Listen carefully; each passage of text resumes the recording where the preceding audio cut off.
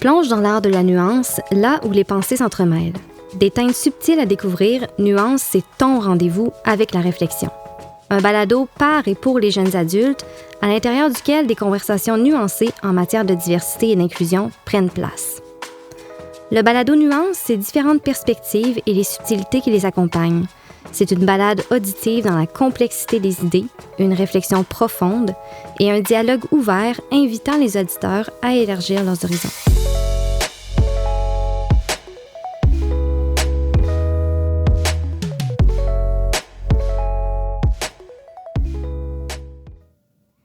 Dans cet épisode du balado Nuance, je discute avec Evelyne Touchette de Mythes entourant le sommeil. Evelyne est professeure titulaire au département de psychoéducation et de travail social à l'Université du Québec à Trois-Rivières, au campus de Québec. Après avoir réalisé un doctorat portant sur le sommeil de l'enfant à l'Université de Montréal en 2007, elle a poursuivi des études postdoctorales dans un laboratoire de santé mentale chez les enfants et les adolescents à Paris de 2007 à 2011. Son champ de spécialisation en recherche couvre l'étiologie et les répercussions des problèmes de sommeil auprès des enfants. Elle a publié de nombreux articles scientifiques sur le sommeil de l'enfant. La professeure Touchette est professeure-chercheur au sein du groupe de recherche en inadaptation psychosociale, du Centre de recherche universitaire sur les jeunes et les familles et du Centre d'études avancées en médecine du sommeil. Elle vulgarise la science du sommeil de l'enfant auprès des parents et des intervenants à l'aide d'un site web bilingue qui s'appelle apprenderadormir.com et qui est financé par le Fonds de recherche du Québec, et aussi à l'aide de capsules sur le sommeil dans Mission Sommeil, qui lui est un projet financé par le ministère de l'Économie, de l'Innovation et de l'Énergie, ainsi que le ministère de la Santé et des Services sociaux. Allô Evelyne, merci d'avoir accepté notre invitation puis de prendre de ton temps pour cette discussion nuancée. Bien, ça me fait plaisir de partager ce moment-là avec vous sur l'importance du sommeil. Qui est très important d'ailleurs. C'est intéressant parce qu'on pensait à ça tout à l'heure, puis on se disait, nuance, on a beaucoup abordé des difficultés d'adaptation, voire même certains enjeux de santé mentale, ou est-ce que c'est une réalité qu'on peut comprendre, mais si on ne l'a pas vécu, peut-être qu'on se sent loin de tout ça. Le sommeil, par contre, c'est une expérience commune et partagée. Je pense que tout le monde dort, tout le monde a ce besoin-là. Puis ce qu'on aime aussi avec Nuance, c'est qu'on soit un adulte qui nous-mêmes avons des enjeux au niveau du sommeil, qu'on ait peut-être un jeune enfant à la maison, qu'on travaille dans un milieu où on parle avec des parents qui, eux, ont des enfants. Je pense qu'on peut tous retrouver quelque chose là-dedans quand on parle du sommeil, finalement. Tout à fait. Le sommeil, c'est vraiment pour tout le monde. Donc, puis tout le monde, à un moment donné, dans sa vie, a des enjeux au niveau du sommeil. C'est comme normal. Puis plus tu en connais sur le sommeil, bien, plus tu peux t'aider aussi.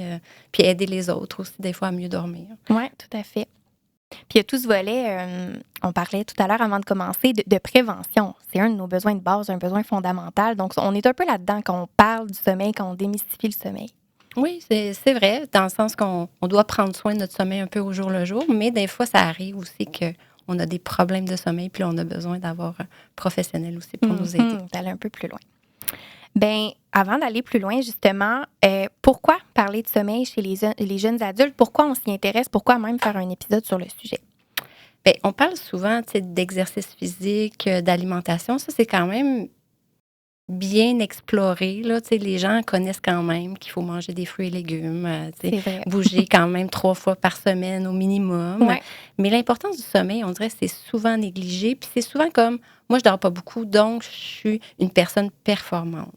Donc, souvent, c'est ça un peu à démystifier. Fait que c'est souvent négligé, puis surtout auprès des jeunes adultes, parce que il y a une partie où ils peuvent maltraiter, entre guillemets, leur sommeil, puis pas trop avoir d'impact sur le moment, mais en bout de compte, où plus les années avancent, à un moment donné, on peut ressentir les difficultés là, en lien avec le sommeil. Bien, c'est intéressant, ça, t'as nommé l'aspect performance. C'est vrai que c'est comme valorisé de dormir peu parce que pendant le temps que je dors pas, j'en fais plus. C'est quand même particulier. Oui, dans notre société, c'est ça, on valorise vraiment beaucoup ce qu'on fait durant la journée. Fait que c'est comme si les gens, souvent, vont le prendre comme une perte de temps. Ouais. Alors que c'est plus de l'investissement, puis aussi, c'est une meilleure qualité aussi dans son fonctionnement dans la journée quand on a bien dormi. Ah, super. Puis on pourrait y revenir quand tu nommes les effets possibles à long terme. Sur le coup, peut-être qu'on est fonctionnel, mais dans quelques années, on aura peut-être des effets néfastes de ce manque de sommeil-là. OK. Evelyne, maintenant, tu es experte de ton domaine. Hein, ça fait plusieurs années que tu t'intéresses tu t'intéresses au sommeil. Donc, tu connais bien ça. On peut penser ça. Par contre, il y a quelques années, avant même de commencer à t'intéresser au sommeil, peut-être que tu avais des conceptions erronées qui étaient liées. Est-ce que tu peux nous en partager une ou même quelques-unes? Je vous dirais quelques-unes. On va commencer par, par exemple, on pense souvent qu'un manque de sommeil peut être rattrapé ou compensé. Fait que ça, pourra l'explorer un peu ensemble, mais c'est plutôt pas vraiment le cas. Et un deuxième point aussi, c'est que les personnes qui n'ont pas beaucoup besoin de dormir, c'est la norme. Ouais. Alors que quand on regarde plus notre courbe normale, là, c'est très, très rare qu'on va rencontrer quelqu'un qui a besoin uniquement 4 heures de sommeil ou 6 heures de sommeil. C'est très, très rare. Okay. Ensuite, on a aussi une espèce de dicton là, qui est comme « l'avenir appartient à ceux qui se lèvent tôt ». Ah oui, on l'entend. On l'entend souvent. On peut penser, là, il y a des chronotypes. Puis c'est vraiment important de respecter son chronotype, de ne pas se mettre dans un autre chronotype qui est le nôtre. Là. Donc, par exemple, se respecter là-dedans. Si moindrement, on est plus un chronotype de soir, mais oui, il y a moyen de dormir comme... mais on ne peut pas se coucher à 7 ou 8 heures ou 9 heures le soir. C'est sûr et certain qu'il va y avoir des problèmes d'endormissement. Donc, c'est d'apprendre à se connaître puis à se respecter, puis souvent à choisir peut-être l'emploi qui te convient aussi. D'organiser son horaire ou sa vie en fonction dans la mesure du possible. Exactement. Puis si on prend au niveau des entreprises ou les gens qui emploient, mais tu sais, de tout exiger la même chose pour ses employés, mais c'est un peu un mythe là, de pouvoir faire ça. Puis voilà. J'aime ça ce que tu nommes. Donc, s'enlever moi qui n'ai pas du tout une personne matinale, de s'enlever cette pression-là, finalement, de si je commence ma journée tôt, c'est préférable, tout le monde fait ça, tout le monde est capable. Peut-être pas, puis c'est correct aussi. C'est comme si on dirait que les gens qui vont plus se lever un peu plus tard, on dirait qu'on part avec une prise. C'est tellement vrai, oui. Mais en réalité, non. C'est juste qu'on peut arranger notre horaire autrement pour répondre à nos besoins, s'adapter à nos besoins. Exactement. Puis de tenir en compte que nous, notre journée a fini plus tard aussi. Donc, alors que les lève-tôt vont se coucher plus tôt et ils vont se lever plus tôt. Fait que c'est juste une question de pas vivre au même moment. Oui, tout à fait. J'aime ça. Puis je vous dirais que c'est bon dans un couple aussi d'avoir comme un mix des deux. Donc, un est là pour aider l'autre. Oui, tout à fait. Et peut-être ma dernière chose, c'est qu'il est bien de vivre à l'heure avancée. Donc, à l'heure d'été, c'est, puis à un moment donné, de vivre ce changement d'heure-là, ça, c'est négatif pour le corps. Puis tous les chercheurs en sommeil, on s'entend pour dire que c'est pas bon. Mais à chaque année, on dirait que le projet de loi ou des choses, c'est difficile à mettre en place. Et c'est l'heure normale d'hiver qui est vraiment l'heure du soleil où le corps a besoin d'avoir les bons signaux au niveau de l'horloge biologique pour avoir finalement les bonnes sécrétions hormonales au bon moment. Donc, vivre à l'heure d'été, c'est comme tout le temps devancer son horloge et c'est pas bon pour le corps. Fait que c'est comme si on demande à notre corps d'être surperformant. Fait qu'encore une fois, la performance qui vient expliquer la chose. Puis c'est un peu parce que tout récemment encore, on en parlait, on pensait possiblement retirer ça, ce changement d'heure-là, mais encore pas. C'est une question de normes de société. Qu'est-ce qui fait qu'on n'écoute pas justement les chercheurs qui se prononcent là-dessus par rapport aux effets sur notre corps? Bien, il y a plusieurs raisons, puis ça, c'est vraiment comme quelque chose d'assez compliqué. Il y a plusieurs facteurs, autant économiques, autant d'autres pays ne le font pas. Donc, c'est au niveau aussi monétaire, économique surtout. Mais il y a aussi quelle position prendre. Est-ce qu'on prend la position où les gens commencent leur travail plus tôt, donc est-ce qu'on va faire un PIB plus grand, tout ça. Fait qu'il y a encore une question de performance là-dedans. Pourtant, ça a été mis en place après la Seconde Guerre mondiale, fait qu'on n'a pas toujours été comme ça. On a été beaucoup plus ancré au niveau du soleil, de l'heure solaire, mais ça a été comme mis en place, puis on dirait qu'on n'est plus capable de s'en débarrasser. C'est intéressant, puis on comprend que c'est multifactoriel. C'est multifactoriel, OK. Super. Déjà là, on a abordé quand même quelques mythes. Là. Je trouve ça génial. Puis justement, quand on parle du sommeil peut-être plus précisément chez les jeunes adultes, on entend des idées préconçues. Il y en a qui reviennent, même des mythes, j'ai envie de dire persistants. Puis je pense que ce serait ça notre objectif, d'en décortiquer quelques-uns si ça te convient. Tout à fait, bien certainement. Parfait. Donc, notre premier mythe, si on s'attarde un peu plus à la durée du sommeil. Moi, un mythe ou même une idée là, que j'ai en tête qui revient toujours, c'est que tout le monde a besoin de 8 heures de sommeil. 8 heures, c'est comme le chiffron par défaut qu'on entend quand même tout le temps, là. C'est vrai, c'est vraiment quelque chose qui est véhiculé à travers la société. Puis, de façon générale, il y a un constat généralisé qu'actuellement, il y a un manque de sommeil dans la population, là, observé de façon internationale. Puis les enfants du Québec, les jeunes adultes, peu importe, depuis un siècle à peu près, il y a une diminution d'heures que les gens vont s'accorder pour dormir. Fait que ça, oui, c'est un point, c'est une observation. Et on sait qu'il y a des directives canadiennes là, qui sont comme recommandées au niveau de la durée du sommeil sur une période de 24 heures. Et c'est vraiment développemental, cette espèce de durée-là. Et c'est une norme. Donc, on se souvient, c'est quoi une norme? C'est une moyenne. Donc, on pense à notre courbe un peu en cloche, là, où il y a des petits dormeurs, des plus longs dormeurs. Puis, c'est un peu cette moyenne-là qui est véhiculée à travers la société. Toutefois, le 8 heures... bon, c'est la majorité, mais en tant que tel, nos cycles de sommeil, donc nos petits trains, là, où on passe par notre sommeil léger, notre sommeil profond, tout ça, durent environ 90 minutes en moyenne. Et ce qui est bon pour un jeune adulte ou un adulte où toute sa fenêtre développementale au niveau du sommeil est faite, c'est vraiment de suivre ces cycles-là de petits trains. Mais si on additionne, ça serait 7h30 ou 9h, qui seraient vraiment comme des heures indiquées pour pas finalement se réveiller en plein rêve, par exemple, ou briser un cycle. Fait que des fois, souvent, ils vont dire « Ah oui, j'ai un réveil. » Puis il me semble, pourtant, j'ai 8 heures de sommeil, mais je me suis pas réveillée au bon endroit. Mais c'est un peu ça qui est en ligne de compte. Des fois, il vaut mieux dépasser, aller à 9h, ou aller vers 7h30. Puis ça, c'est en moyenne, c'est ce que les gens ont besoin. Toutefois, il faut vraiment, encore une fois, se connaître en tant que personne et respecter son besoin. On peut avoir besoin de 9h, 11h30 de sommeil, mais il vaut mieux se le donner, se l'offrir. Puis, il ne faut pas oublier qu'il y a des facteurs. Si moindrement on a un rhume, par exemple, on a d'autres choses, des stresseurs, on se met à pas bien dormir, bien, ça se pourrait qu'à un moment donné... notre corps nous parle puis qu'on ait besoin de plus de sommeil. Fait que c'est comme si on n'est pas étiqueté telle heure de sommeil, on doit encore une fois évaluer qu'est-ce qu'on a de besoin. Ça peut varier finalement. Ça varie, puis il faut comme s'écouter. Puis souvent, les signes, c'est de la somnolence, besoin plus de café, besoin plus de stimulation. Donc là, si on est rendu à 4-5 cafés par jour, c'est pas normal. Mais il faut, comme on dirait, se regarder puis dire, finalement, j'ai peut-être besoin de sommeil. C'est peut-être ça la clé au lieu d'aller me stimuler puis de m'agiter là-dedans. Ça peut être un défi, je présume, s'écouter, justement, reconnaître nos signaux si on n'y a jamais vraiment porté attention. Peut-être pas évident non plus. Tout à fait. Je pense que souvent, on a tendance plus à se pousser qu'à ralentir. Donc, c'est bien vrai.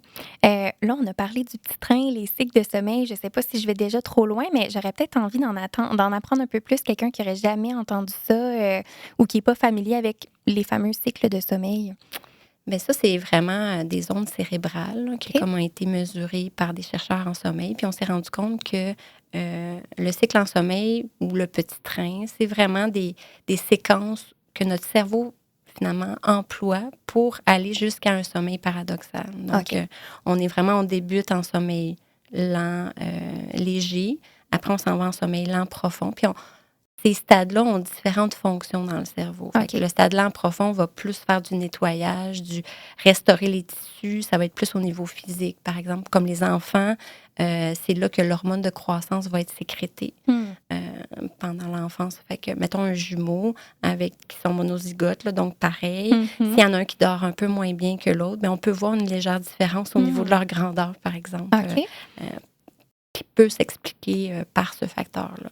Et ensuite, après le sommeil lent profond, on termine en sommeil paradoxal, où là, on appelle le rapid eye movement, qui est le mouvement oculaire rapide en français, pour juste faire un peu le ménage. Puis là, on l'associe plus à la consolidation au sommeil, au rêve, puis où on mémorise ce qu'on a appris un peu durant la journée. Fait que très important pour, par exemple, quand on va à l'école, tout ça. Donc, puis ce qui est particulier, puis ça, des fois, on le met moins en exergue, c'est que plus que notre nuit avance, plus que notre composition, notre train va changer. OK. Au début de la nuit, c'est plus du sommeil lent profond qui en a plus en proportion. OK. Puis vers la fin de notre nuit, on va avoir un peu plus de sommeil paradoxal au bout de notre train. D'où le pourquoi que quand on se réveille, des fois, ça nous arrive de nous rappeler de nos rêves. Ah! Donc, voilà. Selon la phase du cycle, possiblement, quand on se réveille ou comme tu nommes vers la fin, c'est qu'on est plus dans ce sommeil-là où il y a les rêves. Oui, c'est OK. ça, exactement. C'est que le 90 minutes, il est comme réparti différemment. OK. Puis souvent, il y a un peu plus de sommeil paradoxal Vers la fin. vers la fin de la nuit qu'au début de la nuit. OK. Puis, comment on fait pour savoir si on se réveille au bon moment? Quelqu'un qui ouvre les yeux, par exemple, par lui-même sans le cadran, c'est quelque chose qu'on sent peut-être, si on sent la fatigue, les yeux tombent. Puis là, je suis pas du tout dans mon domaine. Je sais pas si j'exprime bien ma question.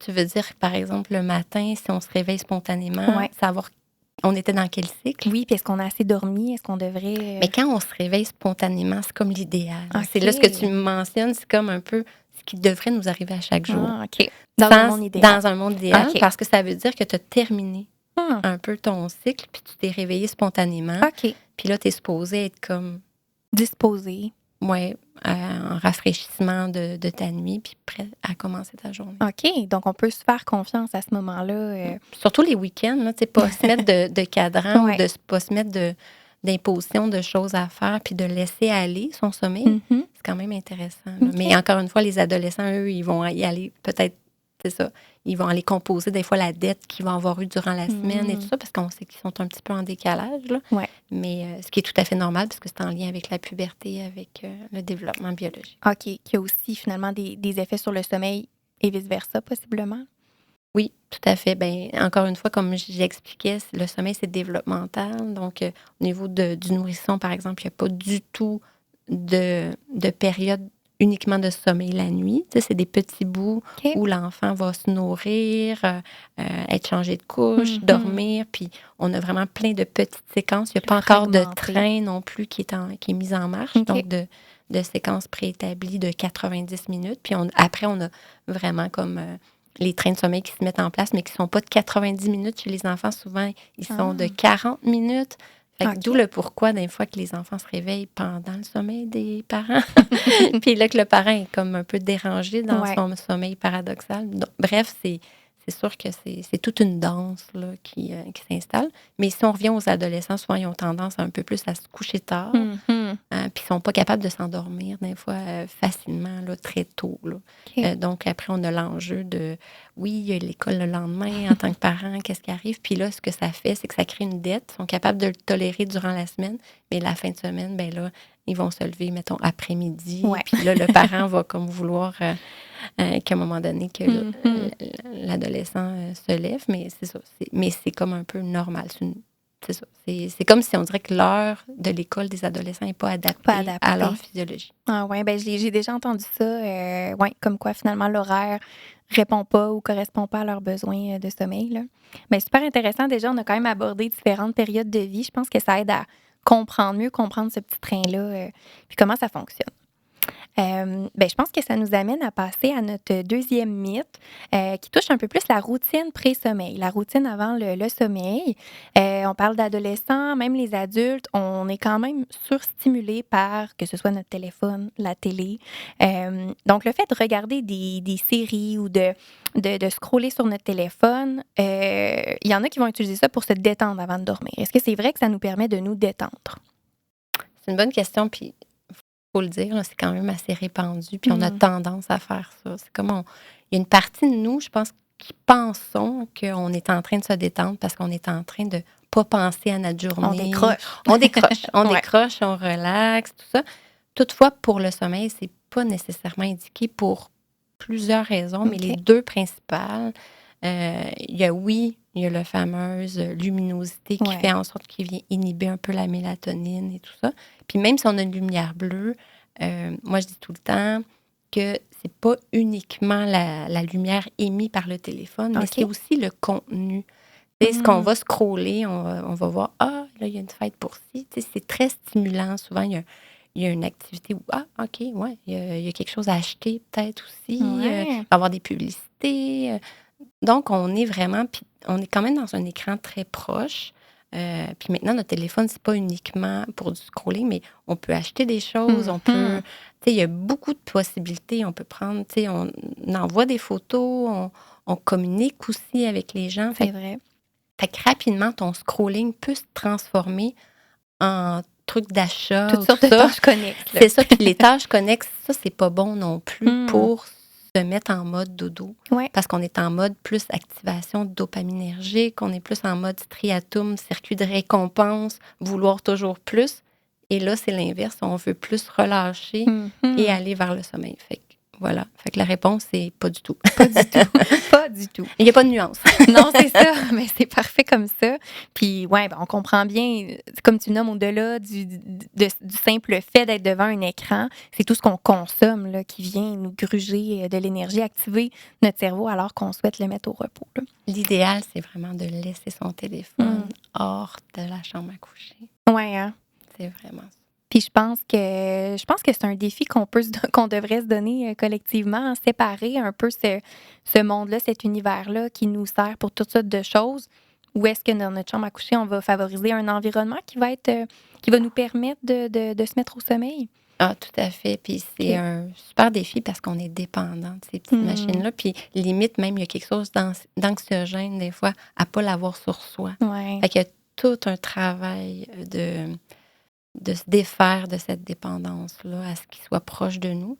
Et en tout cas, trouver ses propres moyens pour finalement rendre ça agréable de rentrer dans la chambre à coucher puis qu'on se remette un peu à se déposer. Oui, tout à fait. Puis je pense qu'on peut enlever un peu de pression quand on se rappelle qu'on le fait pour nous, là, finalement, pour notre bien-être, pour se préparer à notre sommeil qui nous aide finalement. Mais je pense que quand on comprend bien ce que ça peut faire comme bien-être, c'est comme quelqu'un qui va se mettre à courir ou des choses comme ça. Tu sais, des fois, il peut avoir des choses plus difficiles à mettre en place, mais je pense qu'il faut le voir comme étant quelque chose de payant à relativement court, moyen terme.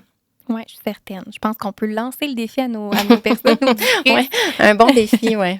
De le laisser sur le comptoir de la cuisine, peut-être en bas ou dans une pièce séparée. J'en parlais des fois à des collègues, c'est souvent, moi, je suis prête à le faire, mais pas mon chum ou pas ma blonde. Tu sais, fait qu'il y en a tout le temps un des deux qui le fait, qui le fait pas. Ouais. Mais bon, bref, après, au moins, s'il y en a un des deux, puis l'autre le garde comme souvent un réveil matin, on se cachera pas que c'est ça. Vrai. Mais tu sais, c'est ça, c'est tellement multifonction. C'est vraiment rentrer dans toutes sortes de fonctionnalités, pas uniquement pour scroller ou quoi que ce soit. C'est vraiment répandu. On doit l'avoir proche de nous. Carrément, au-delà du divertissement, finalement, ce qui rend ça complexe. On est plein de compréhension, finalement, et d'empathie envers nous-mêmes puis envers les autres. Vraiment, non, c'est tout un défi. Je ne suis pas en train du tout de dire que pour moi-même, c'est facile. Non.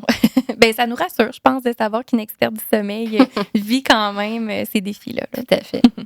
On parle de ce qui peut possiblement déranger le sommeil. On a abordé, notre fameux téléphone, la télévision.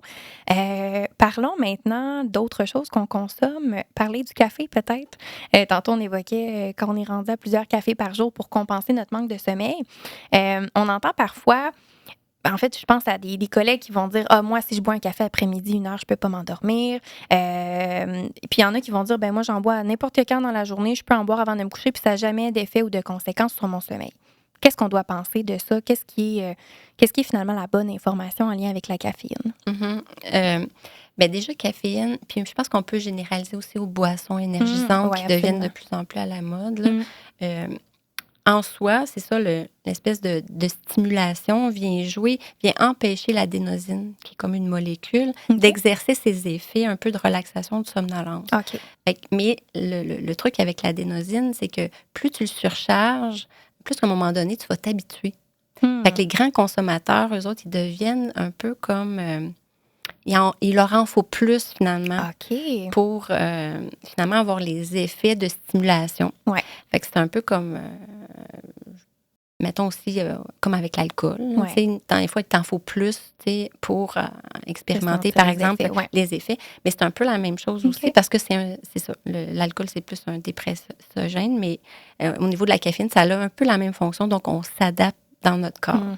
Fait que c'est sûr que si on réduit à un moment donné, mieux en mieux. Plus on éloigne la consommation, finalement, d'une stimulation, que ce soit ingérée ou en vue avec notre scrolling, mais plus on préserve notre sommeil. Okay. Fait que si on a à le faire, c'est vraiment le matin. Puis oui, il y a des gens qui sont un peu plus sensibles que d'autres là-dessus. Encore une fois, il y a une sensibilité, il y a une variabilité à travers les gens. Donc, c'est ça. Fait que boire du café, ça va retarder l'endormissement. C'est une forme de stimulation qui retarde le sommeil. Je retiens 2 choses. C'est finalement, chaque personne est différente. Il y en a qui seront peut-être plus tolérants, d'autres pour qui ça va avoir plus d'effet. Mais idéalement, le plus possible éloigné du moment du sommeil. C'est la même chose avec l'exercice physique. Oui, c'est vrai. Des fois, on va y penser. Avec nos chronotypes du soir, des fois, sont moins affectés parce qu'ils vont comme faire plus leur sport un peu plus en fin de journée. Parce que le matin, pour eux, c'est impossible de le faire. Fait que c'est correct. Mais en bout de piste, c'est sûr et certain que, mettons, un enfant qui revient d'une pratique de soccer à 9 h le soir, puis il a 8 ans, c'est questionnable. La première chose, le parent va vouloir peut-être donner de la mélatonine. Première chose à questionner, c'est plus de dire « Oh, l'horaire du soccer n'est pas adapté à mon enfant. » Ça serait le fun qu'on s'en parle en tant que parent, puis qu'on revendique un peu un horaire qui est vraiment plus tôt, puis qui serait adapté aussi à son âge développemental pour avoir toute la recommandation au niveau du sommeil. Oui. Puis en fait, en lien avec l'activité physique, normalement, ce qui me vient instinctivement en tête, c'est pourquoi ça nous stimule finalement. Mais c'est que ça vient activer notre corps en termes de température. OK. Puis, qu'est-ce qui arrive avec l'endormissement? C'est qu'on s'endort quand notre corps devient plus froid. Fait que c'est comme si ça va le retarder parce que notre température aussi, c'est un rythme circadien qui est géré par notre horloge biologique. On se rappelle, notre horloge biologique va nous aider à nous endormir parce que c'est un des processus pour nous aider à s'endormir. Donc, assurément, une température plus élevée. Fait que si moindrement votre enfant, par exemple, arrive du soccer, ça ne serait pas de prendre un bain chaud qui serait indiqué, mais vraiment plus de refroidir son corps, de mettre un peu plus des trucs froids, des compresses, plus pour refroidir. Peut-être délier les jambes, oui, pour la chaleur, mais tout de suite après, aller refroidir et non réchauffer parce que ça va assurément retarder son endormissement. Ah, super intéressant. Tu sais, je peux penser à des gens qui, je pense que le sport pour les adultes, là, c'est souvent des horaires qui sont très tard le soir. Donc, par exemple, le conjoint qui va jouer au hockey, mais qui revient à 11h30, voire minuit, il aura pas envie de s'endormir ou il sera pas prêt à s'endormir tout de suite, là. Assurément. Il a besoin de décompresser, puis ses muscles sont chauds, sont gonflés de sang. Donc, c'est comme impossible à s'endormir. Il faut au moins avoir... on dit que c'est 1 heure avant le coucher, un sport vraiment comme assez actif là, de stimulation. OK. Ah, super intéressant. J'ai envie de faire du pouce. On a évoqué la mélatonine. Mélatonine, qu'on entend beaucoup. Je pense que c'est une solution pour bien des gens, peut-être justement des parents pour leurs enfants, qui est quand même en vente libre. Qu'est-ce que c'est la mélatonine? Pourquoi on prend de la mélatonine? On a eu d'ailleurs une subvention pour explorer ça. Puis sur le site Apprendre à dormir comment marcher, on va mettre d'ailleurs des nouveaux textes au cours de l'année, de cette année. Parce qu'effectivement, c'est une demande. Là. Je suis allée au Congrès européen en sommeil dernièrement, puis il y a vraiment un gros task force qui doit absolument qu'on puisse discuter en tant que chercheur. Qu'est-ce qu'on fait avec ça? Parce qu'il y a des pays où c'est encore sous prescription.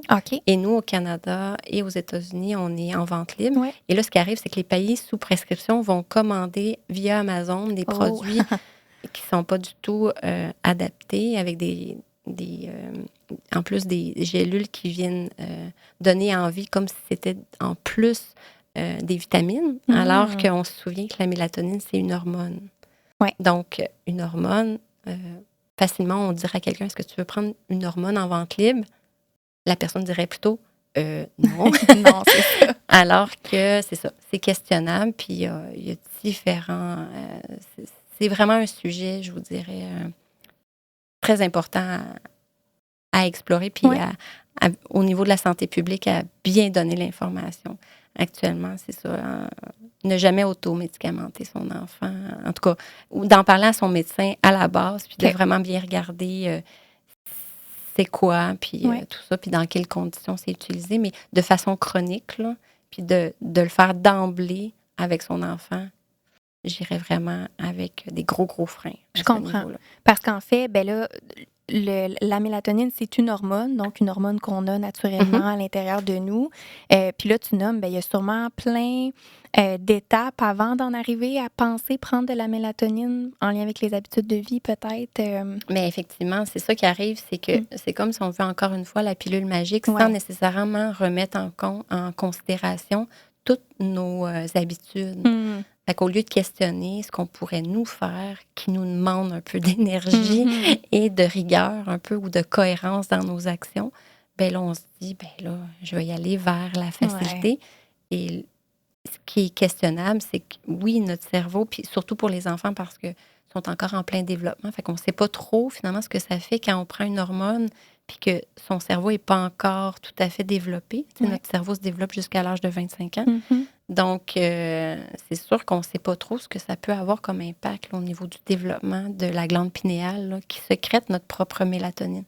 Donc, c'est questionnable là, à ce niveau-là. Mais de là, toute la pertinence de se pencher sur le sujet. On peut inviter nos auditeurs à suivre finalement les travaux qui sont publiés sur Apprendre à dormir. Ben oui, ça va nous faire plaisir. Toujours bien vulgarisé en plus. Là. On lit pas des articles scientifiques. Je pense qu'on prend connaissance du contenu à travers des capsules, des articles de vulgarisation aussi. Tout à fait. On essaie d'expliquer les choses le plus simplement pour que la personne puisse avoir l'information sans nécessairement se casser la tête. Très accessible. Bien, merveilleux. Là, on a un peu parlé, habitudes de vie et tout ça. Si on entre un peu dans les effets du sommeil sur notre vie en général. Donc, un autre mythe peut-être là, qu'on entend, c'est que outre les effets sur notre niveau d'énergie, le fait de manquer de sommeil, ça n'a pas d'autres répercussions. Donc, on va avoir des effets sur notre énergie, mais ça va pas avoir d'effet sur autre chose. Mais on a un peu expliqué ça tantôt, là, avec l'hormone de croissance qui est sécrétée pendant le stade lent profond. Fait que tout ce qui est comme régénération des tissus, de nos cellules, tout ça. Donc, on sait que le sommeil a vraiment un effet réparateur. Donc, en soi, c'est vraiment bénéfique aussi pour le système immunitaire. Souvent, on le dit, quand on est malade, il vaut mieux aller se coucher. Puis aller vraiment récupérer. C'est vraiment très aidant. Quelqu'un qui va tout de suite dormir puis bien s'alimenter, on met les chances de notre côté pour que la grippe ne devienne pas chronique et tout ça. Ensuite, on a aussi la consolidation en mémoire. Fait que quand on est en apprentissage, je sais pas moi, d'une nouvelle langue, c'est reconnu là, qu'on va se mettre plus à rêver, puis même des fois dans cette langue-là. Donc, c'est vraiment nos ondes cérébrales qui s'adaptent là, puis qui font en sorte qu'on fait des nouvelles cases, on fait des nouvelles synapses, là, neurones, des connexions qui font en sorte qu'on va... puis ça, le sommeil en fait partie. Là, dans le traitement de l'information, des émotions aussi. Fait que toute la régulation émotionnelle, souvent on le voit avec les enfants. La première chose, quand il y a un problème de comportement, on est expert au CQJDC, là, des problèmes de comportement, mais moi, c'est sûr que j'ai un peu une formation au niveau du sommeil. Fait que la première chose, c'est est-ce que l'enfant dort bien? Puis souvent, avant d'aller tout de suite vers un diagnostic X, Y, Z qui est très étiquetant pour l'enfant, mais je pense que toute une fonctionnalité de voir comment ça se passe à la maison, au niveau du sommeil, au niveau de l'alimentation, mais vite, on peut faire des fois un bon bout de chemin avant de tout de suite monter avec des diagnostics. En revenant à la base, les besoins de base. On pense à notre fameuse pyramide. Est-ce que les besoins de base de sommeil et d'alimentation sont comblés avant d'aller voir plus loin? Tout à fait. Puis le sommeil, c'est très important. La régulation, pour moi, on le sait, là, un enfant, souvent, même on va demander à ses parents, il a l'air à avoir une petite crise et tout ça. Il n'a pas bien dormi hier. Là.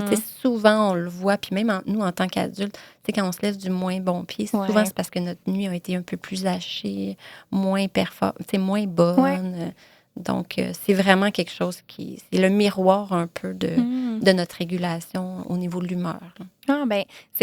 Je le vois un peu comme une chose à ajouter sur notre liste de questions à se poser quand il y a un pépin ou quelque chose qui fonctionne moins bien, de revenir à notre sommeil puis de se questionner là-dessus. Là. Tout à fait.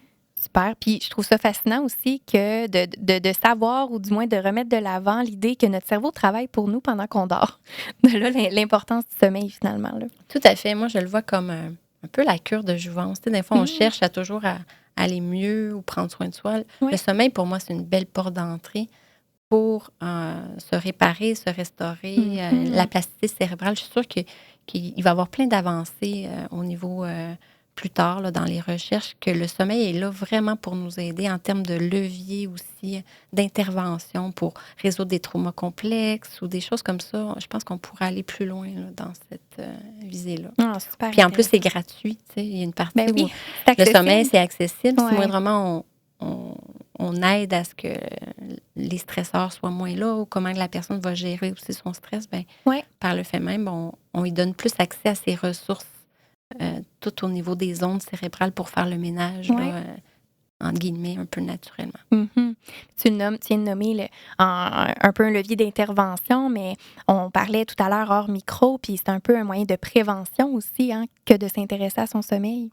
Ah oui, tout à fait. C'est autant prévention, intervention, puis même de plus en plus, même les gens le voient comme on le sait, que c'est comme tantôt on a parlé d'exercice physique, on le sait que quelqu'un qui fait de l'exercice physique va avoir aussi un meilleur sommeil.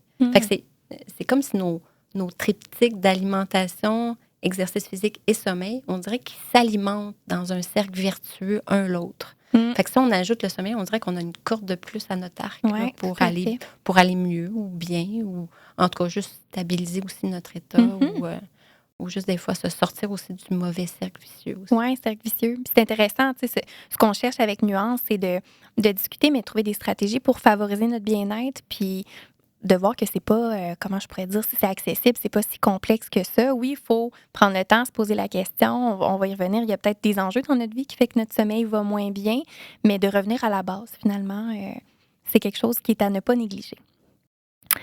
Maintenant qu'on comprend mieux le sommeil, on a quand même abordé plusieurs éléments, on peut se demander, justement, quelles sont les stratégies possibles pour favoriser un sommeil qui va être adéquat et réparateur. On a beaucoup mis l'accent là-dessus. Donc, as-tu des stratégies à nous partager? Quelles stratégies on peut mettre en place pour favoriser son sommeil? Mais la première question, je pense, c'est qu'il faut comme un peu mentaliser les choses. Dans le sens où je m'explique, la première question à se poser, c'est comment on arrive dans notre lit. OK. Est-ce qu'on arrive un peu relaxé ou on arrive où il faut même performer son sommeil? Moi, souvent, quand je travaillais à l'Hôtel-Dieu à Paris, la première chose, souvent, les insomniaques, on les voyait comme ça. Il fallait que leur sommeil soit parfait. Hein? Grosse pression. Une grosse pression. Fait que ça, on le sait, là, que plus on veut travailler notre sommeil, plus que c'est pas aidant. Ouais. Fait que ce qu'il faut plus mettre en place, c'est est-ce que nos repères de temps durant notre journée, là, qu'on va appeler en allemand les Zeitgebers, qui sont comme un peu les aidants naturels, les facilitateurs pour que l'horloge biologique soit en santé. OK. Puis plus cette horloge biologique-là est en santé, plus que tu n'auras pas grand-chose à faire, que de te mettre dans ton lit, puis ça va bien aller. Ça va venir de soi. Ça va venir de soi. Okay. Puis là, je m'explique un peu c'est quoi les facilitateurs de temps. Là.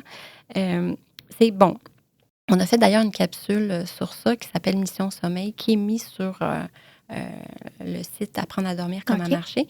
Et dans l'univers Mission Sommeil, c'est qu'on parle d'un acronyme qu'on a nommé REPO. C'est assez facile à retenir. Puis le premier, c'est R. Est-ce qu'on a eu des relations aussi avec les autres agréables durant notre journée? Fait que si on s'est chicané tout le long, ça a été pas facile, on a pogné les nerfs parce que, je sais pas, mais on a pris la voiture, puis on a eu un bouchon, du trafic, tout ce qui est un peu les relations négatives ou pas trop sourire ou, tu sais, des relations plus tendues vont avoir un impact au niveau de ton sommeil. Puis même les enfants, souvent, on parlait de réservoir émotionnel. Fait que, tu sais, plus on se sent bien, on est des êtres humains où les autres sont importants pour nous. Fait que de reconnaître ça, fait que des relations cordiales avec les autres, où on a beaucoup ri, tu sais, ça a été agréable, tout ça. Ça, c'est bénéfique pour notre horloge circadienne. Parce que ça veut dire qu'on a socialisé, tout ça. Puis il y a eu de l'ocytocine, il y a eu des hormones qui ont sécrété durant la journée de détente. Fait que tu n'arrives pas où tu es plein dans ta tête avec « Ah, j'aurais dû répondre ça. » Puis quand cette personne-là m'a dit telle affaire, ça, c'est venu me choquer. Fait que tu arrives avec plein de mauvaises ondes un peu à traiter. Puis ça, c'est pas bon pour avoir nécessairement un endormissement relax. OK. Fait que ça, c'est notre premier R pour relation. À l'inverse de rumination. Oui, c'est ça, exactement. C'est super, je retiens. Donc, après, on a pour E, c'est exposé à la lumière. OK. Donc, on le sait maintenant, en télétravail, des fois, on peut rester à notre bureau, pas sortir dehors. C'est pas indiqué. OK. Fait que même l'hiver, l'automne, le printemps, peu importe, gris, pas gris, même quand on sort puis il n'y a pas nécessairement de soleil, le soleil passe à travers, les rayons passent à travers la couche nuageuse. C'est important de s'exposer à la lumière, d'où des fois, souvent, dans les pays nordiques, on va mettre des lampes de lunothérapie. Fait que l'exposition à la lumière, mais au début de la journée, donc pour commencer notre journée, a un très fort impact pour finalement garder en santé notre horloge biologique. OK. Mais de l'exposition à la lumière le soir, ça, c'est pas bon. C'est de l'exposition à la lumière durant la journée, puis surtout le matin. OK. Durant la journée, surtout le matin. Exact. Fait que ça, c'est pour le E. Ensuite, on a le P pour petit plat. Donc, est-ce qu'on mange à des heures régulières? On pense jamais que le sommeil, mais ça a un impact. Mais si on brime notre dîner, si on mange sur le pouce, on mange dans l'auto, jamais à la même heure, tout ça, ça va avoir un impact sur ton heure de coucher parce que ton horloge biologique aussi va synchroniser aussi tes repas. OK. Donc, les repas, tout ça, c'est biologique. C'est l'horloge biologique qui donne aussi l'impulsion. Fait que quand tu manges plus tard, tu vas te coucher plus tard. Fait que ça, c'est pour P, pour petit plat. OK. Ensuite, on a le O qui est organisation de la routine. Fait que là, on a la routine que tout le monde connaît un peu. Bon, toujours un peu dans le même registre. On arrive, on se couche, on peut prendre un livre, on lit quelques pages, puis bof, tu sais, le brossage de dents, tout ça. Fait que l'organisation de routine, de toujours faire un peu les choses dans la même ordre, va aider à l'endormissement, parce que c'est comme si on dirait que le corps va créer des associations. OK, il comprend le message. Oui, il comprend le message. C'est du TCC pur et dur.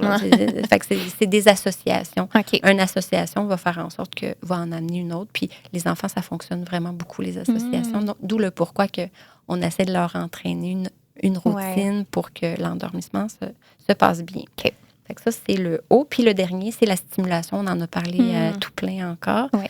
Donc, la stimulation, il ne faut pas qu'elle soit en bout de piste trop. Donc, une stimulation bien au niveau du matin, tout ça. Mais quand on est rendu plus en relaxation du soir, moi, je dis tout le temps une image, c'est on n'est pas un interrupteur on-off, on est un gradateur. Ah ouais. Bien, c'est ce qu'on entend à travers ton discours depuis tantôt, c'est que le sommeil, c'est pas au moment où on se couche puis que ça arrive. Là, on entend dès le matin, on commence finalement ce cycle-là, cette routine-là. Puis ça permet de vraiment bien comprendre. J'aime ça, l'image de l'interrupteur. Bien qu'on voudrait pouvoir juste le fermer. Et une partie, on aimerait être robotique, mais on n'est pas des robots, même si, de plus en plus, on prend de l'intelligence artificielle. On doit prendre soin de notre horloge biologique. Mais comme c'est parlant, cet acronyme REPO, en plus, c'est une nomme facile à se rappeler, puis à vulgariser, justement, merveilleux. Donc, de très bonnes stratégies qu'on oublie parfois. Tu sais, je pense qu'on a parlé des repas, l'effet des repas, on n'aurait pas pensé nécessairement, mais comme quoi, ça nous prend une lunette qui va voir plus loin que juste notre moment de sommeil qui peut être problématique, là. Génial. Puis bon, je connais toutes ces bonnes stratégies-là. J'ai écouté l'épisode de Balado, mais malgré moi, j'ai des défis qui persistent au niveau du sommeil. Donc, ça demeure difficile.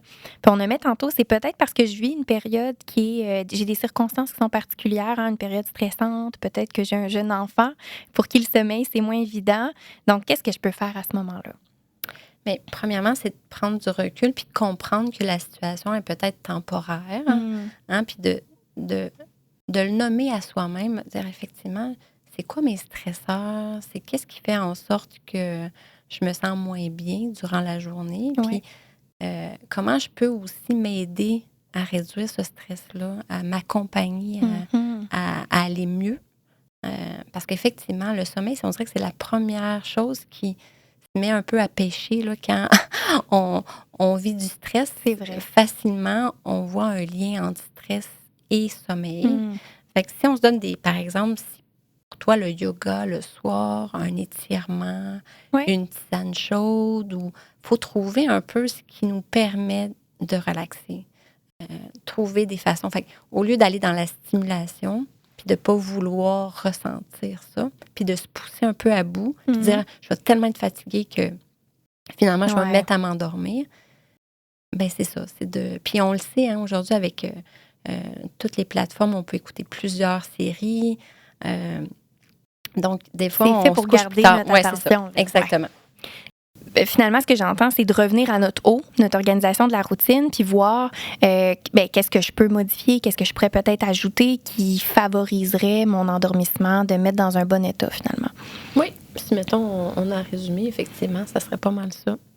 De vraiment comme s'observer, puis de regarder qu'est-ce qui fonctionne, puis surtout d'agir sur le stress, puis d'aller voir un peu, des fois, ce que Sonia Luquin peut dire. Tout ça. Ça a vraiment un impact. Si on agit sur notre stress, puis on donne un certain contrôle à notre vie, ça nous aide à pouvoir se sentir moins dans le stress, puis aussi à relativiser aussi certaines choses, à prendre un pas de recul. Par le fait même, le sommeil... On n'aura même pas besoin de faire quoi que ce soit. Ça va revenir, là, parce qu'on va se sentir plus relax, puis plus accompagné là-dedans, puis faire confiance en notre machine, un peu de notre horloge biologique, puis que tout va se mettre en place. Mais c'est quand même encourageant. Mais ça demande de prendre un temps d'arrêt, de s'observer, comme tu nommes.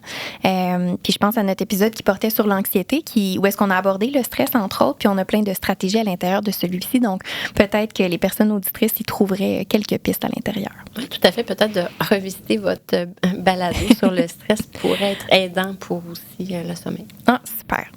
Puis en fait, à toutes les fois qu'on enregistre un épisode de Nuances, je pense qu'on revient à une conclusion comme quoi, tout ça, c'est tout de même interrelié. Hein. Ce qu'on peut vivre comme difficulté d'adaptation, là, on voit ça peut avoir des effets sur nos habitudes de vie, le sommeil et vice-versa. Donc, je pense que c'est important de se le rappeler, de voir ça de manière plus globale peut-être.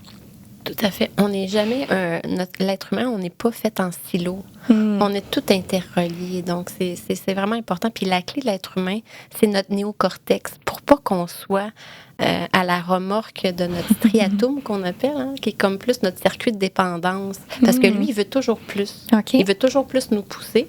Mais ce qui nous donne un peu le garde-fou, un peu dans tout ça, c'est justement notre façon de réfléchir puis de prendre un pas de recul, de dire, mais là, j'en ai-tu vraiment besoin de ça? Ou pourquoi je me lance là-dedans? Est-ce que c'est vraiment bénéfique pour moi? Je pense de toujours réfléchir à nos actions puis de pouvoir être en relation avec les autres de plus sainement, puis je pense qu'on revient à la base où on a besoin de s'entraider les uns les autres. Puis je pense que se créer des relations cordiales, c'est quelque chose de vraiment pertinent pour nous aider à juste être mieux puis en santé. Tellement, tellement. Puis c'est un peu ce qu'on veut véhiculer ici. Parlons-en du sommeil, parlons-en avec les gens qui nous entourent. On peut en quelque sorte pas offrir de l'aide professionnelle, c'est pas ça l'idée, mais on peut offrir un soutien, puis on sait jamais finalement l'effet que ça peut avoir sur quelqu'un. On parle de soutien, donc parlons de ressources. Vers quel organisme, ressources, si on veut favoriser sur son sommeil, vers qui on peut se tourner finalement? Je pense qu'il y a plusieurs façons, dans le sens qu'on n'a pas parlé beaucoup de... Il y en a qui ont des gens qui ont des problématiques de sommeil très spécifiques puis ont besoin d'aide professionnelle. Fait que ça, à la base, il faut vraiment parler à son médecin pour vraiment éliminer un peu les causes d'origine biologique, organique.